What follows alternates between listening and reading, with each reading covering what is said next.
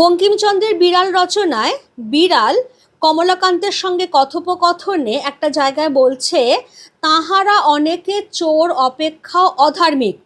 এখানে তাঁহারা হলেন, একটু কনফিউশন হতে পারে, যে কারণ বিড়াল তার আগেই বলেছে যে চোর যদি দোষী হয় তার থেকেও শতগুণে দোষী হচ্ছে কৃপণধ্বনি।